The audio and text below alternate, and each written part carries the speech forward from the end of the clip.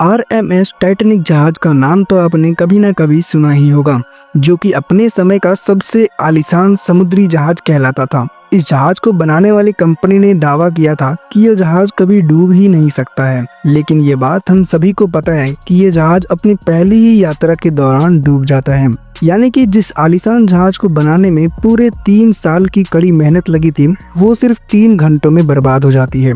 Titanic जहाज दुनिया के सबसे गहरे महासागर अटलांटिक ओशन के उस हिस्से में पहुंच जाता है जिसे द मिडनाइट जोन भी कहा जाता है, जहां पर सूर्य की एक भी किरण नहीं पहुंच पाती है, जहां पर चारों तरफ अंधेरों के अलावा और कुछ भी नहीं होता है। तो जी हाँ दोस्तों, आज की हमारी वीडियो टाइटैनिक के ऊपर होने वाली है, जिसमें हम टाइटैनिक के बनने से लेकर उसके डूबने तक का सफर तय करेंगे और जानेंगे हर एक चीज डिटेल में। तो वीडियो बहुत मजेदार होने वाली है, इसीलिए वीडियो को पूरा एंड तक जरूर देखिएगा। तो चलिए वीडियो को शुरू करते हैं। तो ये कहानी की शुरुआत होती है 13 मार्च 1909 को, जब टाइटैनिक जहाज के कंस्ट्रक्शन का काम शुरू किया गया था।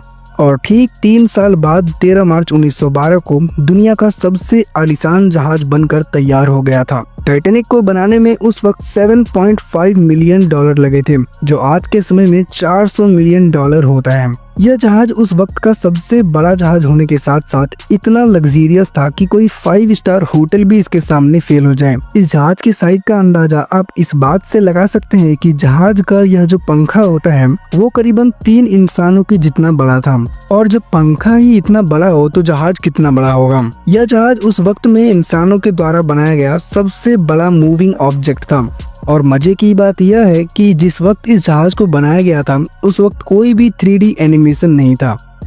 इस जहाज का डिजाइन इंसानों ने अपने हाथों से ही तैयार किया था। टाइटैनिक जहाज को व्हाइट स्टार लाइन नामक कंपनी के द्वारा बनाया गया था, और इसे बनाने के लिए 15,000 वर्कर्स रोजाना काम किया करते थे। जिस कंपनी ने इतने बड़े और आलीशान जहाज को बनाया था, उसी कंपनी ने 2 और भी बड़े जहाज बनाए थे, आरएमएस ब्रिटानिक और आरएमएस ओलंपिक, जो कि साइज में टाइटैनिक के जितना ही बड़ा था। लेकिन सवाल यह उठता है कि आखिरकार टाइटैनिक को ही सबसे बड़ा जहाज क्यों माना जाता था। तो इसके पीछे का मेन रीजन यह था कि उन तीनों जहाजों में से टाइटैनिक में ज्यादा फीचर्स और ज्यादा से ज्यादा लग्जरियस भी था। इसीलिए टाइटैनिक जहाज को उन तीनों जहाज में से सबसे बड़ा और सबसे लग्जरियस नाम दिया गया था। टाइटैनिक जहाज में स्विमिंग पूल से लेकर Turkish bath, gym, library, cafe area, cinema theatre और न जाने क्या क्या लग्जरियस फीचर मौजूद था। यह जहाज इतना बड़ा था कि इसके बनने के बाद लोगों के मन में इस जहाज में सफर करने की एक्साइटमेंट बढ़ती ही जा रही थी, क्योंकि सबको लगता था कि यह जहाज कभी डूब ही नहीं सकता। लोगों के मन में यह चलने लगा था कि किसी भी तरह से उन्हें भी टिकट मिल जाए और वो इस आलीशान जहाज के पहले ही सफर का आनंद उठा सके। इसीलिए लोगों ने किसी भी तरह से टिकट खरीदना चालू कर दिया। लेकिन उन्हें क्या पता था कि उनकी यही एक्साइटमेंट उनकी मौत का कारण बनेगा। टाइटैनिक के बनने के सिर्फ 1 महीने बाद ही यह जहाज अपने पहले सफर साउथहैम्पटन इंग्लैंड से न्यूयॉर्क के लिए रवाना होता है, और इस जहाज में कुल मिलाकर 2200 से भी ज्यादा लोग मौजूद थे। इस जहाज में कई अमीर लोग थे तो कई गरीब लोग भी थे, जिनको अलग अलग क्लास में डिवाइड किया गया था, जैसे कि फर्स्ट क्लास, सेकंड क्लास और थर्ड क्लास। जो इंसान जितना महंगा टिकट लेता था उसे उसके हिसाब से क्लास दिया जाता था, और जितना ऊपर क्लास होता था उतना ही बेहतरीन और ज्यादा लग्जरियस फीचर को प्रोवाइड किया जाता था। फर्स्ट क्लास के सभी अमीर लोगों में से एक जॉन जैकब एस्टर फोर भी थे, जो कि उस वक्त का सबसे अमीर आदमी था, जिसके पास $150 मिलियन का संपत्ति मौजूद था, जो कि आज के समय में $3.5 बिलियन होता है। लेकिन अमीर होने का क्या फायदा, वो इंसान भी इस जहाज के साथ डूबकर ही खत्म हो गया था। टाइटैनिक जहाज को अपने पहले 4 दिन के सफर में किसी भी प्रकार की परेशानी नहीं आई थी, लेकिन 5वां दिन इस जहाज का आखिरी दिन होने वाला था। इस जहाज का captainship senior captain Edward John Smith को दिया गया था, जिन्हें पूरे 40 साल का एक्सपीरियंस था। रात के करीब 11:30 बज रहा था, और शिप्स के गार्ड जो कि लुकआउट पॉइंट पर मौजूद थे, उन्हें अचानक से एक बहुत बड़ा आइसबर्ग दिखता है, और वो तुरंत शिप्स के कैप्टन और क्रू मेंबर्स को इन्फॉर्म करता है। लेकिन तब तक बहुत देर हो चुकी थी।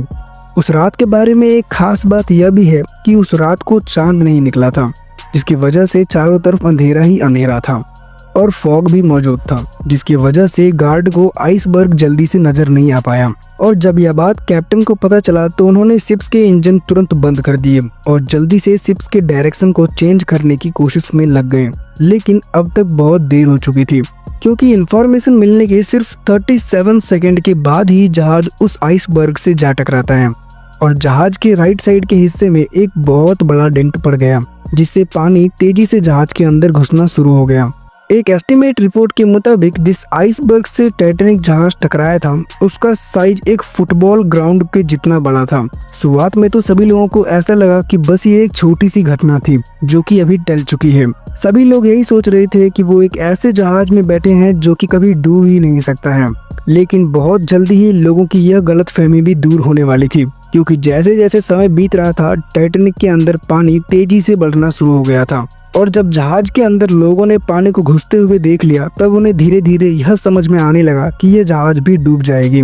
लोगों में चारों तरफ भगदड़ सी मच गई थी। कुछ लोग अपनी जान बचाने की कोशिश में लग गए और कुछ लोग अपनी फैमिली को बचाने की कोशिश में लग गए। इन सभी परेशानियों को ध्यान में रखते हुए कैप्टन ने पहले बच्चों और महिलाओं को बचाने का निर्णय लिया, लेकिन यहाँ पर सबसे बड़ी परेशानी सामने आ जाती है। इस शिप में सिर्फ 20 लाइफ बोट ही मौजूद थे, जबकि 2200 से भी ज्यादा लोग इस शिप में सफर कर रहे थे। व्हाइट स्टार लाइन कंपनी जिसने इस शिप को बनाया था, उनका यह दावा था कि यह शिप कभी डूब ही नहीं सकती है, इसीलिए उन्होंने सिर्फ 20 लाइफ बोट को ही रखा था और उन्हें यह भी लगता था कि ज्यादा लाइफ बोट रखने से शिप में ज्यादा से ज्यादा जगह ऑक्यूपाइड होगा और इससे शिप की खूबसूरती भी घटेगी। बस यही सोचकर सिर्फ 20 लाइफ बोट को ही शिप में रखा गया था। जब टाइटैनिक जहाज डूब रहा था तब कई कमजोर दिल वाले लोगों को हार्ट अटैक भी आ गया था और मौके पर ही उनकी मौत हो गई थी।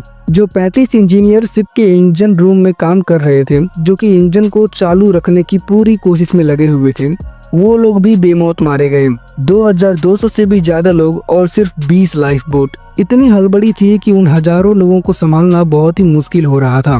दोस्तों, जो लोग इस हादसे में बच गए थे उनके मुताबिक रात के करीबन 2:20 में टाइटैनिक 2 टुकड़ों में टूटकर समुद्र की गहराई में हमेशा के लिए समाने लगता है। उन्होंने यह भी बताया था कि जहां लोग अपनी जान बचाकर भाग रहे थे, वहीं पर कुछ म्यूजिशियन जो कि मौजूद थे उसी शिप में, जो लोगों को शांत रखने की पूरी कोशिश कर रहे थे। उन्होंने अपनी जान की परवाह न करते हुए म्यूजिक बजाकर लोगों के मन से डर निकालने की कोशिश कर रहे थे। हालांकि वो इस काम में नाकामयाब रहे और डूबते हुए टाइटैनिक के साथ वो भी डूब गए। उन लोगों के मुताबिक उस जहाज में एक क्रिश्चियन फादर भी थे जिनका नाम फादर बेलिस था। जब उनको लाइफ बोट में चढ़ने के लिए कहा गया तो उन्होंने साफ इनकार कर दिया और वो उसी जहाज में रुककर मरते हुए लोगों के लिए दुआ करने लगे, जिसकी वजह से उनकी भी मौत हो गई और आज तक लाशों का पता नहीं चल पाया है। टाइटैनिक जहाज के डूबने पर 1500 लोगों की मौत हुई थी, जिनमें से सिर्फ 337 बॉडीज का ही पता चल पाया था और ये बात किसी को आज तक मालूम नहीं कि बाकी की बॉडीज कहाँ पर है। इन सभी के बीच एक आदमी मौजूद था उसी जहाज पर, जो कि जापान का रहने वाला था। वो एक लौता ऐसा इंसान था उस पूरी शिप पर जो कि जापान से था, जिसका नाम मासाबुमी होसोनो था। खुशकिस्मती से होसोनो उस टाइटैनिक के हादसे में बच गया था, जिसके बाद वह अपने कंट्री जापान चला गया। लेकिन वहां पहुंचते ही वहां के लोगों ने इसे जलील करना शुरू कर दिया और यह भी कहने लगे कि जब इतने लोग मारे जा चुके हैं तो तू क्यों जिंदा बचकर वापस आ गया, इसे भी मर जाना चाहिए था। पता नहीं जापान का ये कैसा रिवाज है, पर जो भी है उसके बाद होसोनो और उसकी फैमिली को शर्मिंदा होकर ही रहना पड़ा। और यह बात आपको शायद ही पता होगा कि इस जहाज का डिजाइन बनाने वाले इंसान थॉमस एंड्रयूज खुद इस जहाज में मौजूद थे। आई विटनेस के मुताबिक थॉमस एंड्रयूज ने अपनी जान न बचाकर लोगों की जान बचाने में लगे हुए थे और अंत में वो भी जहाज के साथ डूबकर मर गए। ऐसा नहीं था कि टाइटैनिक को किसी भी प्रकार की कोई भी सिग्नल नहीं मिला। टाइटैनिक के उस 4 दिन के सफर में लगभग 7 बड़े आइसबर्ग की वार्निंग दी जाती है, लेकिन इन सभी वार्निंग्स को कैप्टन और क्रू मेंबर्स के द्वारा इग्नोर कर दिया गया, ये सोचते हुए कि छोटे छोटे आइसबर्ग होंगे और वैसे भी वो एक ऐसे जहाज में सफर कर रहे हैं जो कि कभी डूब ही नहीं सकता है। और इसी एक छोटी सी गलती का नतीजा आज हमारे सामने है। और हादसे में बचे लोगों ने यह भी बताया था कि उस समय का वो नजारा बहुत ही डरावना था। हजारों लोग अपनी जिंदगी और मौत के बीच लड़ रहे थे। यह सब देखकर लोगों के रूह कांप गए थे, क्योंकि टाइटैनिक को इतिहास का सबसे बड़ा सी डिजास्टर भी माना जाता है। इसीलिए इसको ध्यान में रखते हुए सभी शिप कंपनीज ने अपने सेफ्टी फीचर्स को इम्प्रूव कर दिया, ताकि टाइटैनिक के द्वारा किया गया गलती वो दोबारा ना करें। टाइटैनिक जिस वक्त डूब रहा था उस वक्त अटलांटिक ओशन के पानी का टेम्परेचर 2 डिग्री सेल्सियस था और यह जहाज 2:20 में समुद्र की गहराइयों में समा जाता है। आप इमेजिन कीजिए आपको रात के 2 बजे ठंडे पानी से नहाना पड़े तो आपको कैसा लगेगा। आप इमेजिन भी नहीं कर सकते हैं। नीचे समुद्र का ठंडा पानी और चारों तरफ हजारों लोगों की चिल्लाती हुई आवाजें। उस वक्त उस इंसानों पर क्या बीत रहा होगा और उनके जहन में न जाने कैसा कैसा ख्याल आ रहा होगा। इस जहाज को डूबने में 2 घंटा 40 मिनट का समय लगा था और अब इस जहाज का मलबा समुद्र के 12,000 फीट की गहराइयों में दफन है। टाइटैनिक के मलबे को ढूंढने में वैज्ञानिकों को पूरा 70 साल लग गया था, क्योंकि समुद्र की इतनी गहराई में और जहां पर बिल्कुल भी रोशनी ना हो वहां पर इस जहाज को ढूंढना बहुत ही ज्यादा मुश्किल काम था। वैज्ञानिकों का ऐसा मानना है कि 2030 तक टाइटैनिक जहाज के मलबे भी समुद्र में घुल मिल जाएंगे, क्योंकि समुद्र में मौजूद बैक्टीरिया टाइटैनिक के मलबे को रोजाना 180 किलोग्राम तक खा जाते हैं। तो दोस्तों, ये थी दुनिया का सबसे पहला आलीशान जहाज की कहानी, जिससे लोगों ने उम्मीदें तो बहुत सारी लगाई थी, लेकिन अपने पहले ही सफर में समुद्र की गहराइयों में हमेशा के लिए समा जाता है। उम्मीद है मिस्टीरियस वेव की यह वीडियो भी आपको पसंद आई होगी और आप इसे भरपूर प्यार भी देंगे। तो मिलते हैं एक नई और इंटरेस्टिंग वीडियो के साथ, तब तक के लिए आप इसी तरह हमसे जुड़े रहिए।